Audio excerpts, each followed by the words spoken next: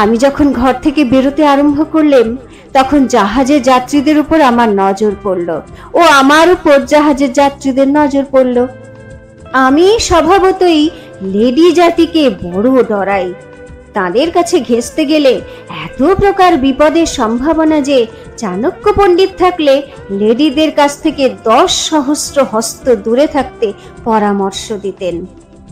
এক তো মনোরাজ্যে নানা প্রকার শোচনীয় দুর্ঘটনা ঘটবার সম্ভাবনা, তাছাড়া সর্বদাই ভয় হয় পাছে কি কথা বলতে কি কথা বলে ফেলি।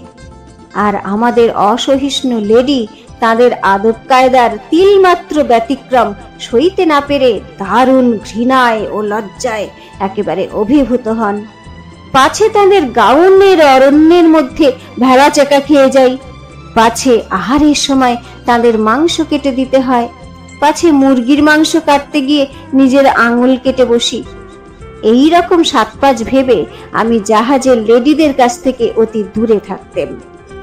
আমাদের জাহাজের লেডির অভাব ছিল না, কিন্তু জেন্টলম্যানেরা সর্বদা খুঁত খুঁত করতেন যে তার মধ্যে অল্প বয়স্কা বা সুশ্রী একজনও ছিল না। প্রত্যহ খাবার সময় ঠিক আমার পাশেই বি বসতেন। তিনি একটি ইউরাশীয়, কিন্তু তিনি ইংরেজের মতো শীষ দিতে, পকেটে হাত দিয়ে পা ফাঁক করে দাঁড়াতে সম্পূর্ণরূপে শিখেছেন। তিনি আমাকে বড়ই অনুগ্রহের চোখে দেখতেন। একদিন এসে মহা গম্ভীর স্বরে বললেন, ইয়াং ম্যান, তুমি অক্সফোর্ডে যাচ্ছ? অক্সফোর্ড ইউনিভার্সিটি বড় ভালো বিদ্যালয়।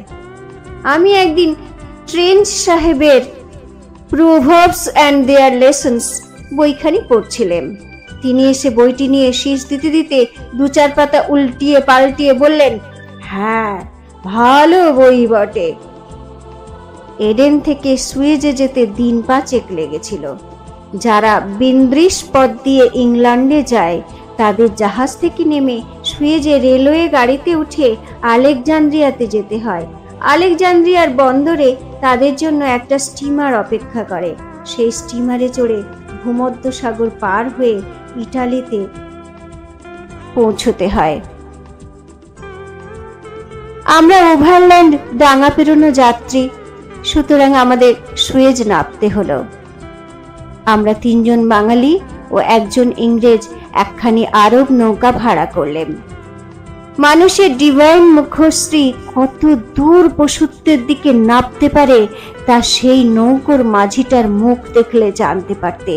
তার চোখ দুটো যেন বাঘের মতো, কালো কুচকুচে রং, কপাল নিচু, ঠোঁট পুরু, সবশুদ্ধ মুখের ভাব অতি ভয়ানক।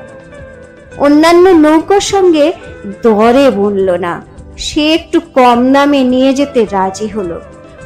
মহাশয় তো সে নৌকায় বড় সহজে যেতে রাজি নন। তিনি বললেন, আরবদের বিশ্বাস করতে নেই, ওরা অনায়াসে গলায় ছুরি দিতে পারে। কিন্তু সুয়েজের 2-1টা ভয়ানক ভয়ানক অরাজকতার গল্প করলেন। কিন্তু যা হোক, আমরা সেই নৌকায় তো উঠলেম। মাঝিরা ভাঙা ভাঙা ইংরেজি কয়, ও অল্প স্বল্প ইংরেজি বুঝতে পারে। আমরা তো কতক দূর নির্বিবাদে গেলেম।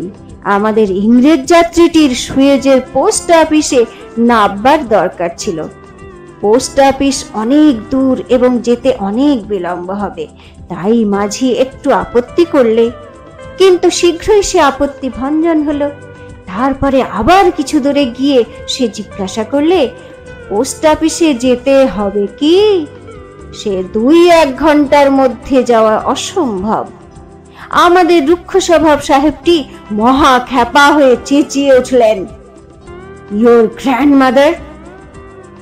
এই তো আমাদের মাঝি রুখে উঠলেন, what mother? Mother? What mother? Don't say mother. আমরা মনে করলুম সাহেবটাকে ধরে বুঝি জলে ফেলে দিলে।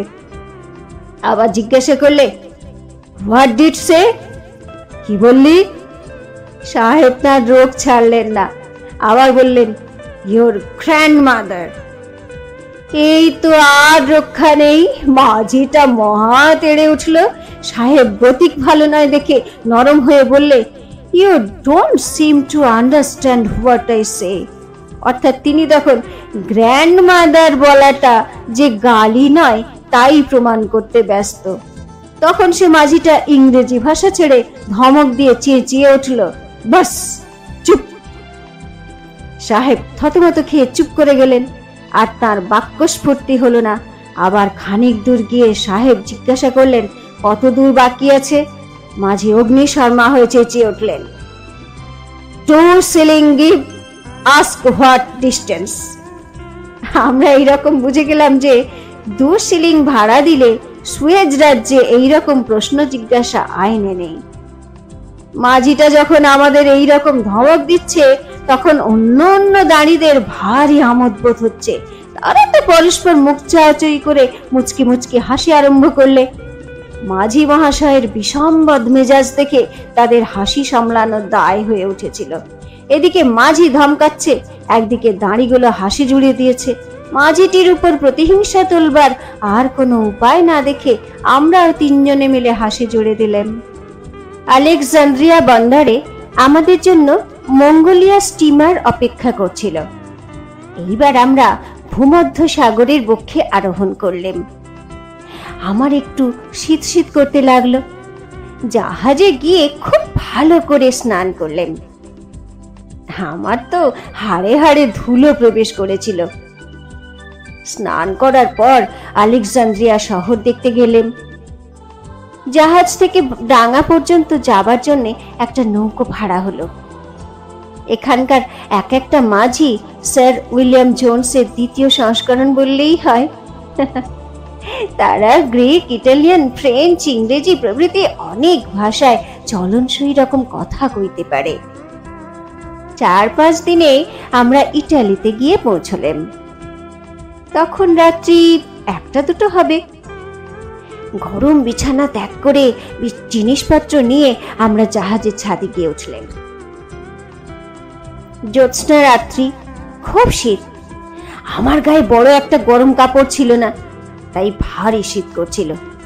আমাদের সম্মুখে নিস্তব্ধ শহর, বাড়িগুলির জানলা দরজা সমস্ত বন্ধ, সমস্ত নিদ্রামগ্ন। আমাদের যাত্রীদের মধ্যে ভারী গোল পড়ে গেল। কখনো শুনি ট্রেন পাওয়া যাবে, কখনো শুনি পাওয়া যাবে না। জিনিসপত্রগুলো নিয়ে কি করা যাবে ভেবে পাওয়া যায় না। জাহাজে থাকবো কি বেরোবো কিছুই স্থির নেই। একজন ইটালিয়ান অফিসার এসে আমাদের গুনতে আরম্ভ করলে, কিন্তু কেন গুনতে আরম্ভ করলে তা ভেবে পাওয়া গেল না। জাহাজের মধ্যে এইরকম একটা অস্ফুট জনশ্রুতি প্রচারিত হলো যে এই গণনার সঙ্গে আমাদের ট্রেনে চড়ার একটা বিশেষ যোগ আছে। কিন্তু সে রাত্রে মূলেই ট্রেন পাওয়া গেল না। শোনা গেল তার পরদিন বেলা 3টের আগে ট্রেন পাওয়া যাবে না। যাত্রীরা মহা বিরক্ত হয়ে উঠল। অবশেষে সে রাত্রে ব্রিন্দিসির হোটেলে আশ্রয় নিতে হলো। এই তো প্রথম ইউরোপের মাটিতে আমার পা পড়ল। কোন নূতন দেশে আসবার আগে আমি তাকে এমন নূতনতর মনে করে রাখি যে এসে আর তার নূতন বলে মনেই হয় না। ইউরোপ আমার তেমন নূতন মনে হয়নি, শুনে সকলেই অবাক। প্যারিসে পৌঁছেই আমরা একটা টার্কিশ বাথে গেলাম। প্রথমত একটা খুব গরম ঘরে গিয়ে বসলাম।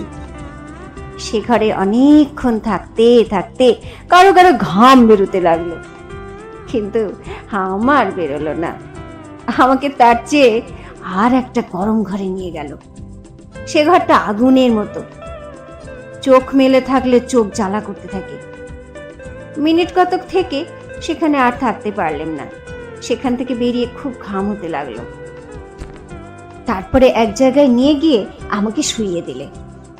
ভীমকায় এক ব্যক্তি এসে আমার সর্বাঙ্গ ডলতে লাগলো। তার সর্বাঙ্গ খোলা, এমন মাংসপেশল চমৎকার শরীর কখনো দেখিনি। বুড়রস্ক বৃষস্কন্ধ শাল প্রাংশুর মহাভুজা। মনে মনে ভাবলেন, ক্ষীণকায় এই মশকটিকে দলন করার জন্য এমন প্রকাণ্ড কামানের কোনো আবশ্যক ছিল না। আমাকে দেখে বললে, আমার শরীর বেশ লম্বা, এখন পাশের দিকে বাড়লে আমি একজন সুপুরুষের মধ্যে গণ্য হব। আধ ঘন্টা ধরে সে আমার সর্বাঙ্গ অবিশ্রান্ত দলন করলে। ভূমিষ্ঠকাল থেকে যত ধুলো মেখেছি শরীর থেকে সব যেন উঠে গেল। যথেষ্ট রূপে দলিত করে আমাকে আরেকটি ঘরে নিয়ে গেল। সেখানে গরম জল দিয়ে, সাবান দিয়ে, স্পঞ্জ দিয়ে শরীরটা বিলক্ষণ করে পরিষ্কার করলে। পরিষ্করণ পর্ব শেষ হলে আর একটা ঘরে নিয়ে গেল। সেখানে একটা বড় পিচকিরি করে গায়ে গরম জল ঢালতে লাগলো। হঠাৎ গরম জল দেওয়া বন্ধ করে বরফের মতো ঠান্ডা জল বর্ষণ করতে লাগলো। এই রকম উপর থেকে, নিচে থেকে, চারপাশ থেকে বানের মতো জল গায়ে বিঁধতে থাকে। সেই বরফের মতো ঠান্ডা বরুণ বান বর্ষণের মধ্যে খানিকক্ষণ থেকে আমার বুকের রক্ত পর্যন্ত যেন জমাট হয়ে গেল। রণে ভঙ্গ দিতে হলো। হাঁপাতে হাঁপাতে বেরিয়ে এলাম। তারপরে এক জায়গায় পুকুরের মতো আছে। আমি সাঁতার দিতে রাজি আছি কিনা জিজ্ঞাসা করলে। আমি সাঁতার দিলেম না। আমার সঙ্গী সাঁতার দিলেন। তার সাঁতার দেওয়া দেখে তারা বলা বলি করতে লাগলো, দেখো দেখো, এরা কি অদ্ভুত রকম করে সাঁতার দেয়, ঠিক কুকুরের মতো। এতক্ষণে স্নান শেষ হলো। আমি দেখলেম টার্কিশ বাথে স্নান করা আর শরীরটাকে ধোপার বাড়ি দেওয়া এক কথা।